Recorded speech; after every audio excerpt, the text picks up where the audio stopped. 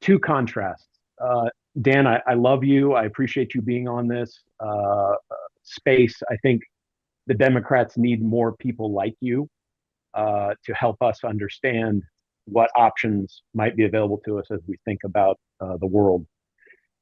Two people, Bill Maher recently, and then just this morning, Ezra Klein on his podcast.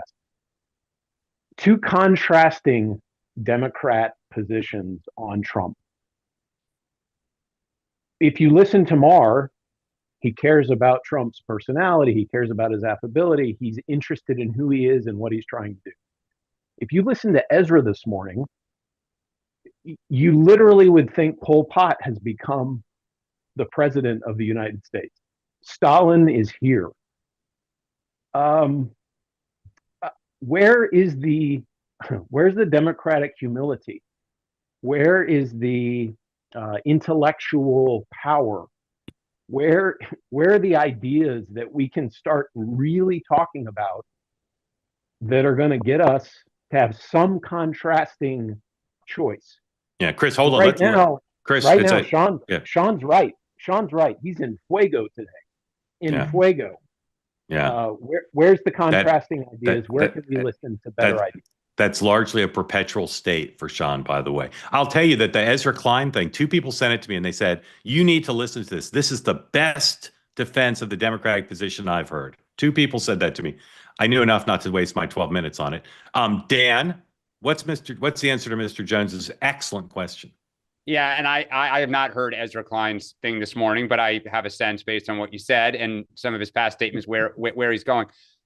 I keep saying it, that the party has got to move past the obsession with Trump, the person, and this idea that he's authoritarian and he's this is tyranny. And I don't believe that. Like, do I believe they're attempting to kind of skirt some corners on immigration to make a good point? I do, but it's an 80-20 issue where the country really clearly wants to see immigration dealt with. And our problem is we just cannot accept it. I mean, again, someone said last night on 2-8 Tonight, like, where is the Democrats talking about there's a problem at the border, there's a problem in the country, and here's our solution to address the problem. Often what we say is there is no problem and there was a deal, et cetera. So I think it is an issue. I would hope that more people would step back. I think those that will be successful understand Trump, understand why he's successful, and don't try to be Trump, be you, right? Just like I don't think JD Vance can be Donald Trump. Like, he needs to be JD Vance. But I hope the party starts to focus on the future and what we will do to help people and not the obsession and hatred for one person. Sean, except for doing a Snoopy dance, anything you want to add? No, I mean, again, it's just funny sometimes when they're missing the mark, right? This gets back to this whole conversation we're having now, which is part of the election was understanding the concerns that drive where Americans are right now. And the focus is out here somewhere. And it's just, it baffles my mind because I've always when I do like training sessions with folks, basically politics is marketing, right? So instead of a product, a soft drink or whatever, you're selling policy or a candidate. And so when you go look at the marketing of a product, you look at, okay, is it selling? Is it not selling? Let's get back to Mark's question about tourism. Why? And then what's the underlying data say? Like, hey, people like this. This is why it's moving. Is the placement good? Are we not? I mean, that's, politics raises money in the way that a product raises money to market a product. And then you think about, where do you market it? Online and whatever. And I keep thinking to myself, at some point, you would think that somebody would say, okay, guys, this is what moves people. This is what doesn't. There's so much money spent on data analytics and polling. It's almost like everyone wants to, my team hates when I say this, but I have a phrase over and over again: data doesn't lie. So you can think what you want. It's kind of like when I put Waze on and I go, God, it's always quicker to go right. If Waze tells you go left because it's not fighting with you, it's data, and it says this is how to get there. And right now, Waze is telling the Democratic Party, hey, here's where voters are. And they're like, no, we're going the other way. Yeah. Chris, I'll say this. I have toggled back and forth since Election Day about it's the Democratic Party in really as bad a shape as it appears. Donald Trump can screw this up. The Democrats could take the House in the midterms. They could win a surprising number of Senate seats. All that could happen. But I will say today, the party is in horrible shape. horrible shape. The lack of leadership, the lack of focus, the lack of direction, and the capacity to continue to pick losing fights, full-throated, aggressive, racing into the exploding volcano as if they're going to beat the volcano. People have asked me lately, is this the worst the Democratic Party's ever been? I think it might be. Well, the only thing I would add, though, is up until the immigration fight, we have kind of been on a little bit of a roll on the economy, on the tariffs, on some of the. Absolutely, but because Trump is messing up, not because I they've got hear some. you.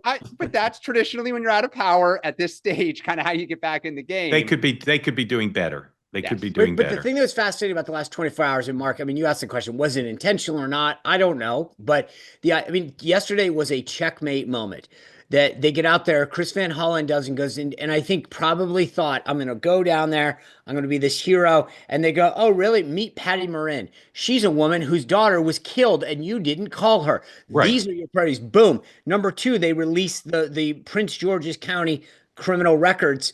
And it's like, okay, boom. Then the wife comes out, Right. boom. And right. it was like, I don't know if it was intentional, but it was definitely. So here's the subsidiary question, the question I asked about the White House. When Chris Van Hollen got on that plane, did he know that his own state had records saying the guy was accused of spousal abuse? Probably not, right? It's like amateur hour. You don't go all in betting on this guy without the data. And the White House obviously had enough data to feel confident to say, well, number one, the guy came to the country illegally. So for a lot of Americans, you don't need to know anymore. He could have come to the country legally and be Father of the Year in Maryland, and they'd still say, we'll fight over this because he's here illegally. Now, there's all this other stuff about him. Some we know is true, some still up in the air. Are the Democrats doing any research? Is the DNC opposition research team looking into this guy and then calling everybody and saying, hey, guys, maybe this isn't the fight to have. Maybe this guy's constitutional rights are not the fight we want to have. And I know no indication that they know. And I'd love to ask Chris Van Hollen that question. Do you know anything about the guy you're defending? When you guys, what's interesting is I'm not sure that it'll be totally unpopular in Maryland. It's terrible national politics for us, but I'm not sure Chris will pay a price in Maryland. No, he won't. Not again, not going to lose his seat over it, but no, but it literally was. It's another unforced error. Everybody went all in, like, hey, it was like, here goes Cory Booker 2.0 again, Spartacus. I'm going to fly down there and help this Maryland man. Look, I think Hillary Clinton. When the team flagged that tweet this morning, I replied to her and just said, yeah, it's absolutely deplorable. Like it's just so tone deaf how these people, it's true. I mean, Hillary Clinton trying to talk about how wrong something is. It's like, just it's Joe Biden speaking. At some point, someone's got to say time out. We're just going to take a little breather here, get our house in order. I mean, you got David Hogg, we talked yesterday, getting elected vice chair of the DNC and then primarying Democrats. You got Van Hollen down there in El Salvador, Biden giving a speech.